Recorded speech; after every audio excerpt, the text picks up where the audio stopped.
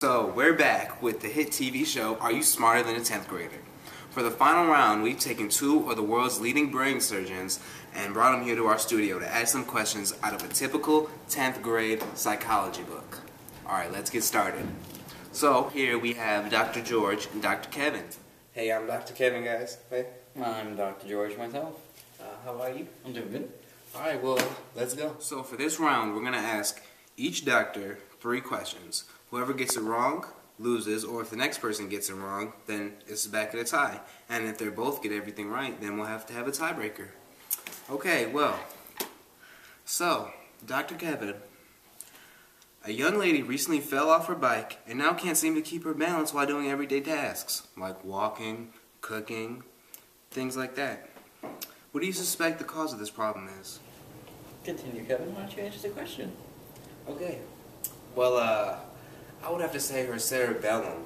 It was damaged in the fall because if she can't keep coordination or balance, and that is completely due to the cerebellum. So I'll have to say that was damaged. Yes, correct. It is the cerebellum.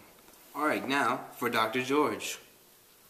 Okay, so an old man has slipped and hit his head, and now he has uncontrollable thirst. Like, he just can't stop getting more water, pop, juice, Kool-Aid, you know, all that. So, what do you think might be wrong with him? Any kind of damage in his brain or something? That's a good question.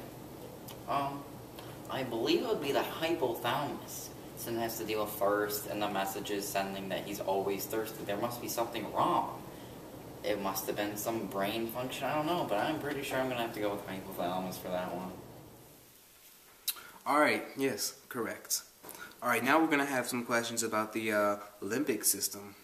Okay, well, referring to the limbic system, which part would be to blame if a man had uncontrollable aggression against maybe his kids or inanimate objects or co-workers or just anyone? He just couldn't control his aggression. He just couldn't control it. Ooh, what do you think would be the problem, Dr. Kevin? That's a good one. Well, if you're speaking of the limbic system, then I would have to say the amygdala. Yeah, because there's only 2 parts, the hippocampus and the amygdala, and the hippocampus does not have anything to do with aggression. And yeah, so yeah, I would say the amygdala. That's controlling his aggression. That's correct, Kevin, or Dr. Kevin. Sorry. All right, now to Dr. George. Okay. So which part would be used, which part of the limbic system that is, will be used to form a memory of the show? For if you want an example, maybe a young man, he fell off his bike, hit his head, and for some reason he can't remember everything after that, but he can remember pretty much anything before that. Which part of the limbic system would be to blame, Doctor? Well, that, my friend, is a very unique question. I'm going to have to go with the hippocampus, actually, because it has to deal with memory. Because memories come from the hippocampus, hint, hint, hint. So it must be the hippocampus. Memories actually don't come from the hippocampus. They are formed in the hippocampus. Kevin, this is my question. The answer was hippocampus. I said hippocampus. Good job, George. Alright, now to Kevin. Alright, so if someone loves to write and is right-handed, what hemisphere do you think they are more dominant in or they prefer using? Yes, I would have to say that it's most definitely the left hemisphere of the brain, because that controls writing, and if they like to write with their right hand, that's all controlled in the left, so they are left hemisphere dominant. Right hemisphere is more used for art, music, emotions, things like that. So, yeah, I'd have to go with left. Good job, Kevin. Alright, George.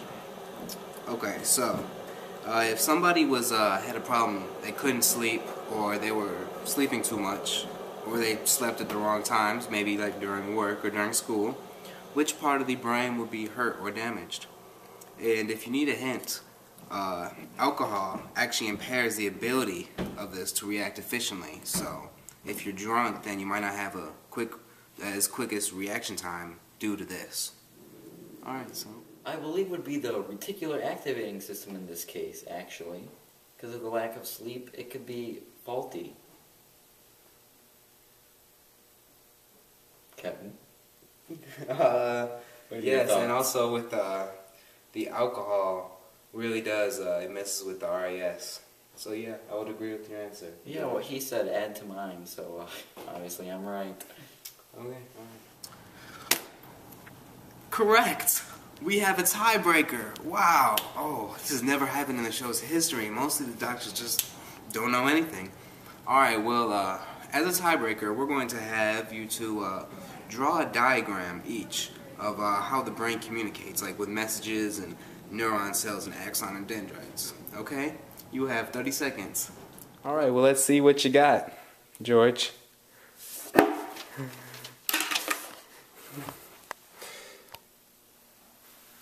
I like chicken. 14 chickens, 10. Yeah, that has nothing to do with the brain. So, I'm sorry, but you're disqualified. Alright, well, you want to see it? I have drawn it. See, these are axons. This is an axon. Dendrite, dendrite, dendrite, dendrite. The message travels in a vesicle over the synapse to the according dendrite because every axon has a dendrite. Correct! You won! First person to ever win. Are you smarter than a 10th grader? Woo! Yes! See this book? You don't need this book because you already got it up here. Oh, so excited. Wow. You won. You won this whole game show. We don't have a prize for you, but you still won.